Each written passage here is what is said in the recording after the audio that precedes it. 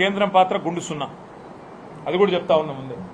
ఈ మొత్తం 4,000 కోట్ల రూపాయలు అయితే ఖర్చు పెట్టి దాదాపు 1,300 MLDల కెపాసిటీతో కడుతున్నామో ప్లాంట్లు, ఇందులో కేంద్ర ప్రభుత్వం యొక్క పైసలు గుండు సున్నా, ఒక్క పైసా కూడా లేదు. ఇవన్నీ కూడా చాలా విజయవంతంగా చేశాం. నేను నిన్న కూడా చెప్పినా, మళ్ళీ ఈరోజు కూడా చెప్తా ఉన్నా. మేము 10 ఏళ్ల పాటు రాగద్వేషాలకు అతీతంగా, ప్రాంతీయ విద్వేషాలకు అతీతంగా, కుల విద్వేషాలకు అతీతంగా, మతం పేరు మీద జరిగే దాడులకు కానీ, పంచాయతీలకు కానీ ఆస్కారం లేకుండా 10 ఏళ్ల పాటు కేసీఆర్ గారు హైదరాబాద్ మహానగరాన్ని ఒక విశ్వనగరంగా తీర్చిదిద్దాలనే ఉద్దేశంతో చిన్న పండుగ వచ్చినా మా మంత్రులు ఆనాడు స్వయంగా దగ్గర కూర్చొని అటు అధికారులు, రెవెన్యూ కావచ్చు, మున్సిపల్ కావచ్చు, పోలీస్ కావచ్చు, సమన్వయం చేసి శ్రీనివాస్ యాదవ్ గారు, మహమూద్ అలీ గారు, సబిత గారు, మా గౌరవ శాసనసభ్యులు దగ్గర ఉండి చూసుకునేది.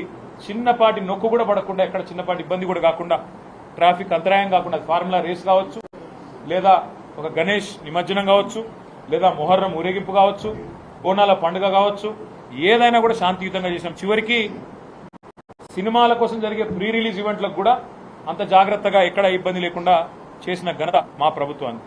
కానీ ఈరోజు ఏం జరుగుతూ ఉంది హైదరాబాద్లో మీరే చూడండి. నిన్న పాపం జూనియర్ ఎన్టీఆర్ గారి సినిమా ఆయన ఇక్కడ రిలీజ్ ఫంక్షన్ పెట్టుకుంటే దాన్ని కూడా కనీసం నిర్వహించలేని అసమర్థత, గంట్లాంటి పరిస్థితిలోకి ఇలా ఈ నగరం వెళ్ళిపోయింది. ఇంకోవైపు చాలా విచిత్రంగా ట్రాఫిక్ సమస్య నాకంటే బాగా మీకే తెలుసు, నాకంటే ఎక్కువ మీరే తిరుగుతారు. గతంలో ఎట్లా ఉండేది ట్రాఫిక్ మేనేజ్మెంట్, ఇవాళ ఎట్లా ఉండేది అనేది ప్రజలందరికీ తెలుసు. హైదరాబాద్ గంటలు ట్రాఫిక్లో ఇరుక్కొని పోయే పరిస్థితి వచ్చింది.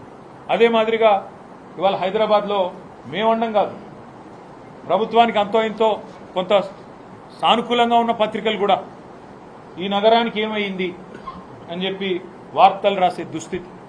30 రోజుల్లో 28 మర్డర్లు అని చెప్పి లా అండ్ ఆర్డర్ పూర్తిగా అదుపు తప్పింది అనే పరిస్థితి. ఇవన్నీ కూడా మన కళ్ళ ముందే కనబడతా ఉన్నాయి.